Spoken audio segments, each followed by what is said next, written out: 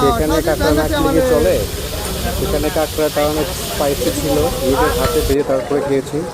তারপরে ইলিশগুলোও সুন্দর ছিল, ইলিশের ডিমগুলো অনেক বড় ছিল, সেগুলো বেশি রাজি করেছি অনেক কড়া করে। তারপরে সুন্দরভাবে আমরা খেয়েছি। কিন্তু ওখানে যাওয়ার পরে আপনারা তিনটা জিনিস প্রবলেমে পড়তে পারেন। আমরা ওইখানে গিয়ে আপনার টোটাল হলো 3,000 টাকার ইলিশ কিনেছিলাম।